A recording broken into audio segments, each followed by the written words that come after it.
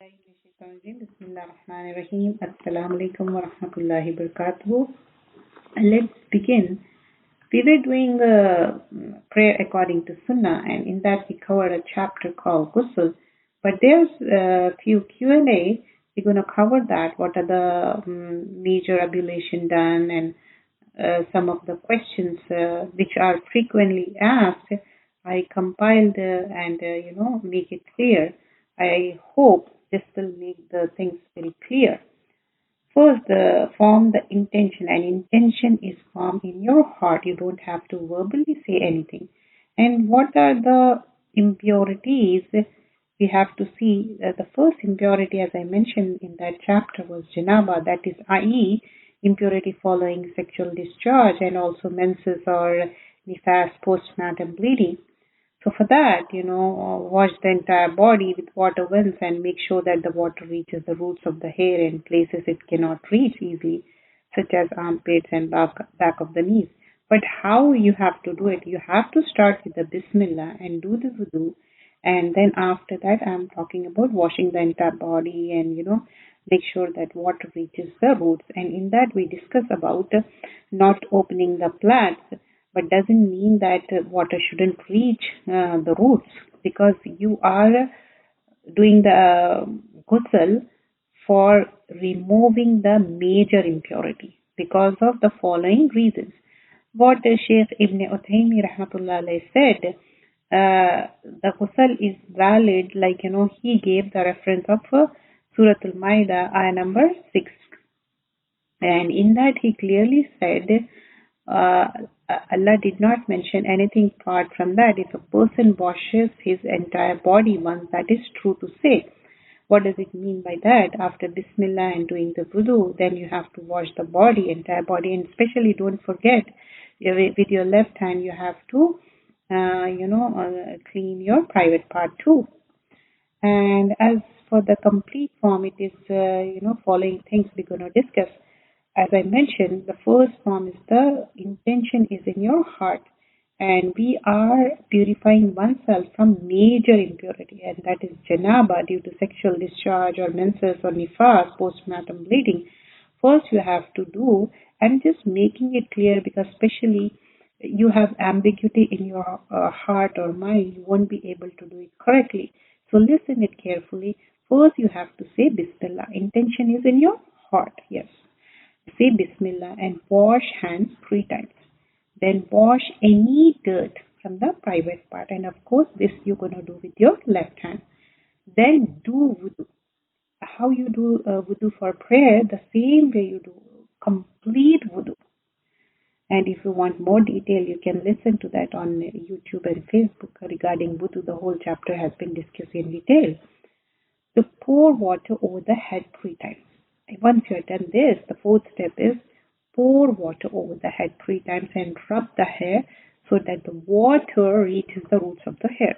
And as I mentioned before, like you're standing in the shower, and make sure that it reaches your head, and make sure why it's mentioned 3 times, because you want to make sure it's wet. Then wash the body, making sure that the water reaches all the parts, starting with the right side of the body and the left, and rubbing with the hands so that the water reaches the entire body. The evidence for this mustahab form of ghusl is following.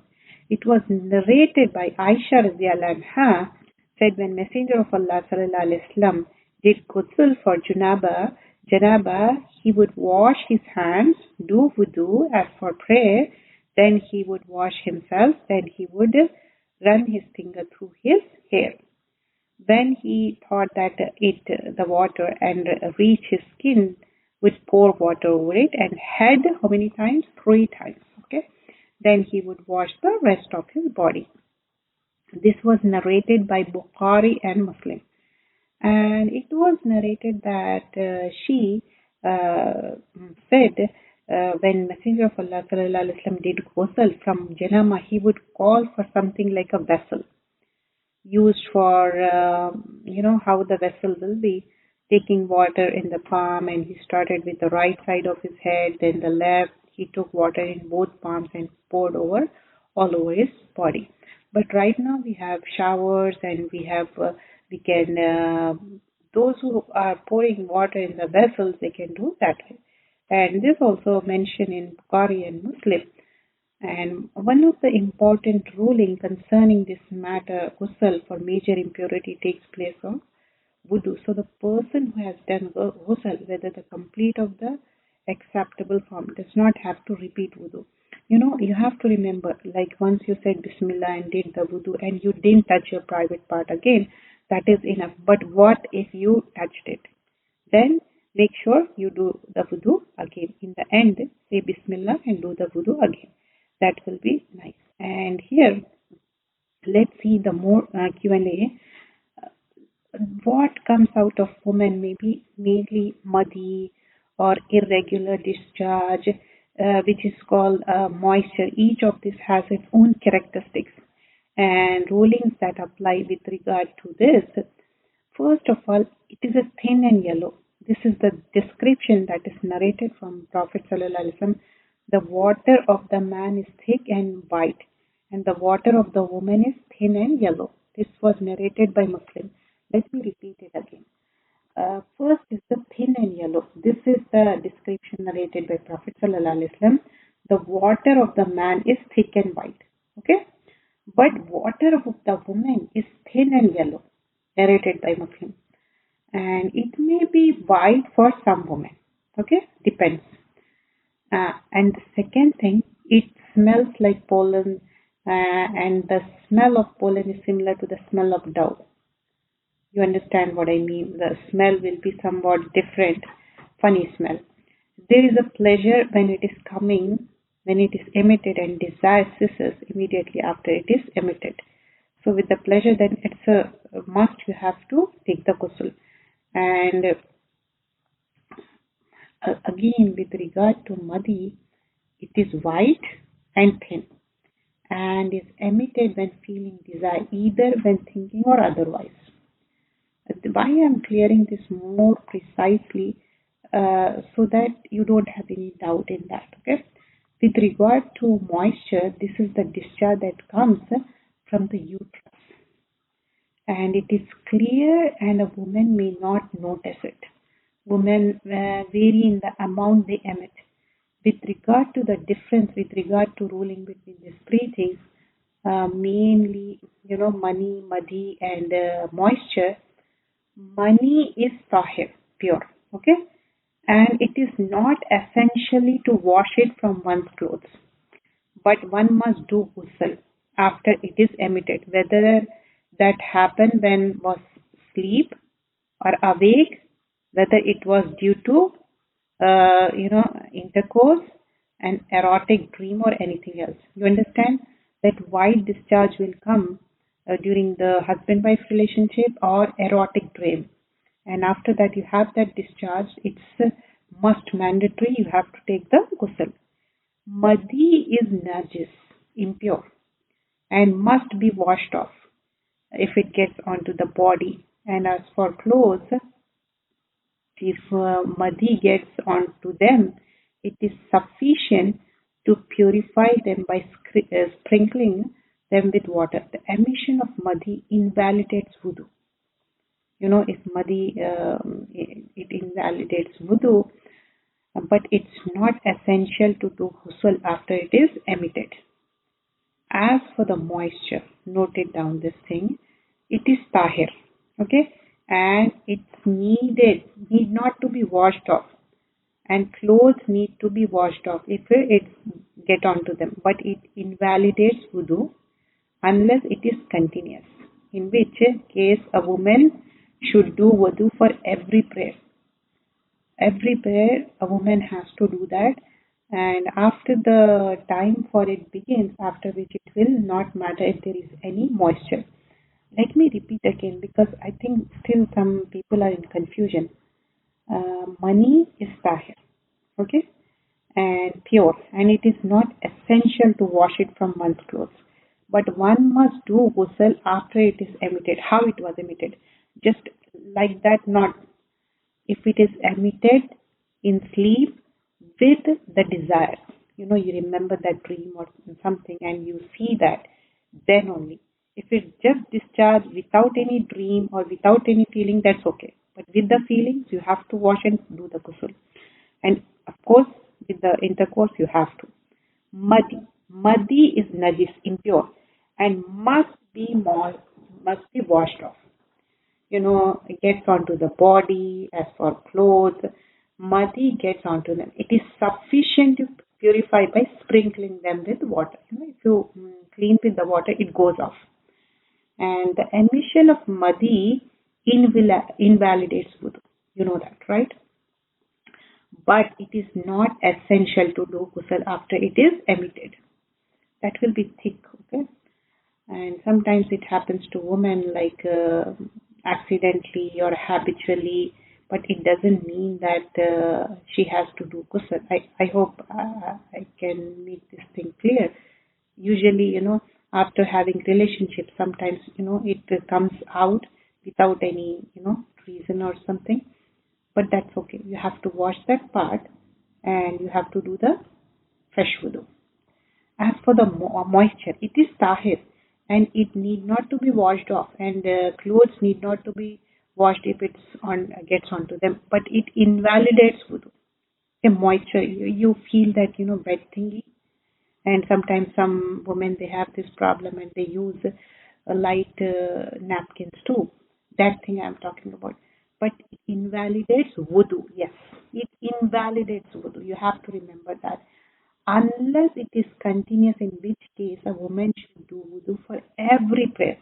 Some of the women, some of the sisters, they have this problem. So what they have to do every time, they have to use the washroom and do fresh wudu. I hope this is also clear. And when is ghusl required and all those questions, let me make sure that you all know that. Cases in which ghusl is required, emission of mainly semen, even if it is not through intercourse. And so you have to make sure, you have to check whether it has that smell. And I told you about if it has feelings and it emerges out, and you remember that, that's enough for you to have the ghusl. And one more thing, I mentioned about ghusl, whoever washes the dead body, it is mustahab. But one can just wash hands and do wudu, that also fine.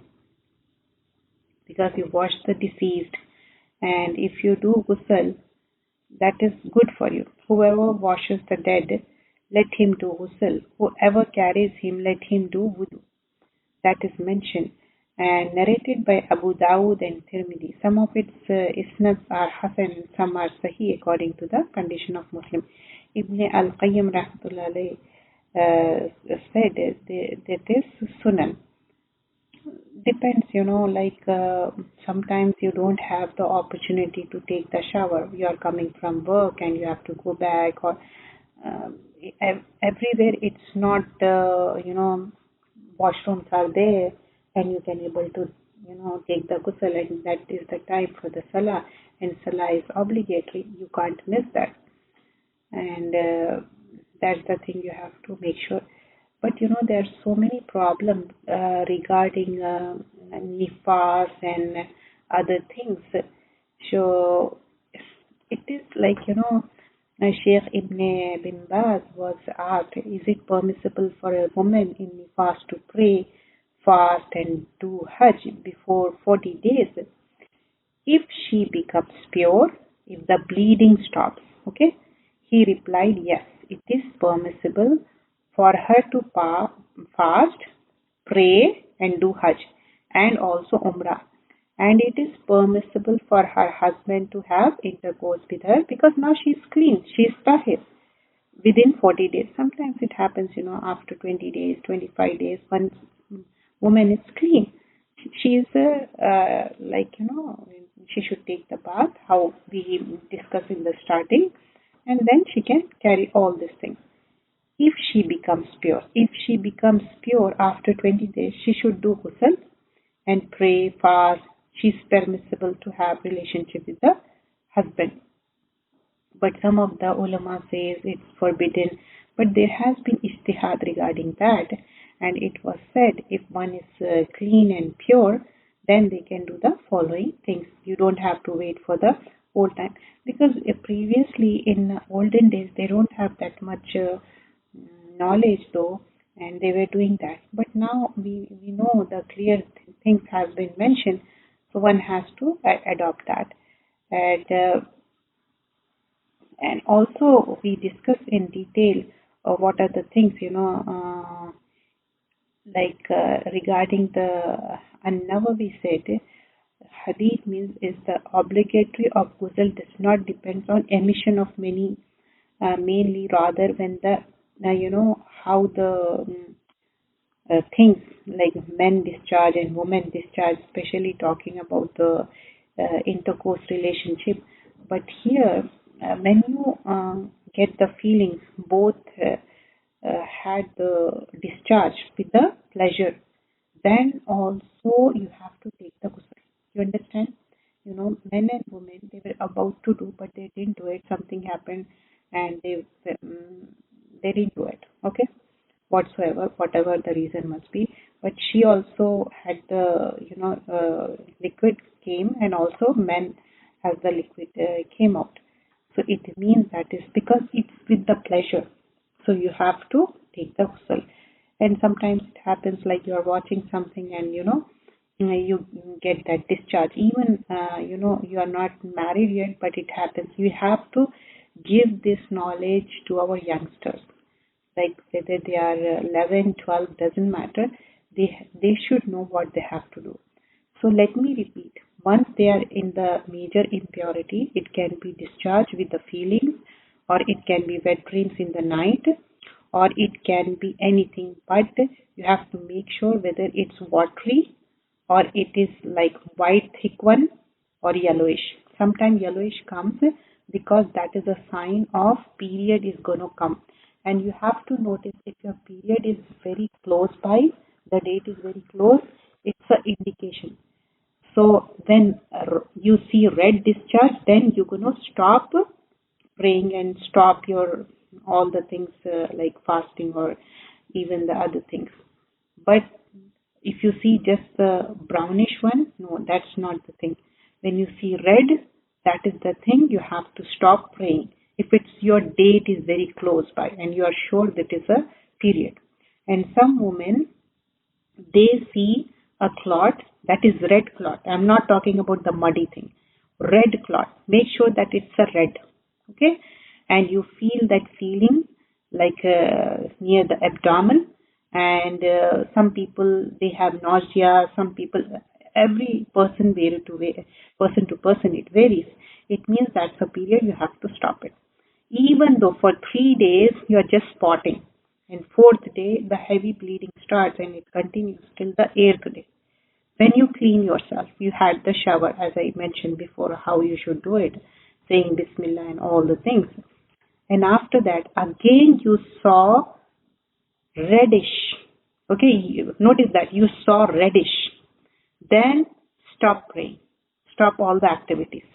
Again, you have to take the shower unless you see white discharge. And how much time you have to give it?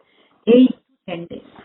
Some of them have 8 days, some of them have 10 days, depending on you. As soon as you get clean, then take the shower. And also, some women, they have problem of just spotting for 1 day or 2 days, then they are clean. As soon as you are clean, just take the ghusl as we discussed before, and you are purified, you are good to have your salah and everything. But sometimes mishap happens. Like, because of change of weather, because of change of body condition. It depends. Sometimes, you are taking antibiotics because you were sick, you had fever, or you have infection or something, and because of that, your period may come earlier. So that time also, you have to make sure that you stop praying unless you are clean. and everybody should know their dates. And some women, they are bleeding for 10 days. Then stop praying for 10 days. As soon as you get clean, then you wash yourself and you're good to have your namaz and, all the activities. And one more thing, like people who are taking pills for going for Hajj and Umrah, you don't have to, because you have to see when that thing is happening.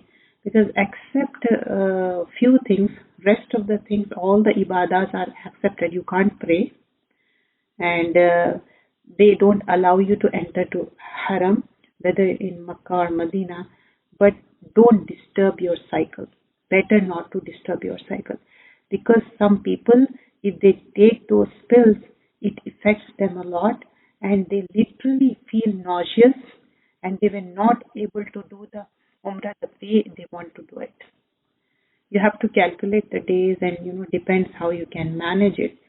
But if it comes in that, but I don't recommend it. Personally, I never did it, and frankly, it's not a good suggestion though. Allah knows best, like what you have to do. Because Allah never mentioned to have the pills and stop your period. In Hadith, if we see the references, Aisha radiallahu anha, she cried it, and she said, I had period when she was in Haram, and she stopped doing tawaf and sa'i. Apart from that, she was okay. Like, of course, you can't pray and you can't read Quran, but that is a natural thing. And if you see any reference, there is no reference of stop, you have to take the pills and stop it. You are disturbing your cycle. And I noticed when I went to Hajj, everybody was taking the pills, and because of that, they still had the period that is called light period. And I was not able to understand that. And I didn't take any pill. But alhamdulillah, somehow it managed, it came in between, and alhamdulillah, it was the rahmah of Allah subhanahu wa ta'ala. So you have to make sure that don't disturb your cycle. But what if you are getting period twice or thrice? Go and see your OBGYN. You have to see the doctor. These are the things which we discuss most of the time. People ask this question. Yeah, one more important question. That is, when you are fasting, mandatory fasting in Ramadan, what if period came just before Maghrib time? So you have to make up that fast, no matter what. Okay? And sometimes when you make up that fast, that time also it happens you miss sometimes 8 fast. Okay? By the time you started doing miss fast, again it happens sometimes. Again that period came. Like you are fasting, you understand? So then again you have to, that missed fast, you have to make it up. I hope you understand my point. If you have any questions, please, you are most welcome. You can ask me or send me questions, and I'll try to cover that topic, inshallah. Okay? Jazakallah khairan kaseera. Subhanakallahumma bihamdika. Nashhadu an la ilaha illa anta nastaghfiruka wa natubu.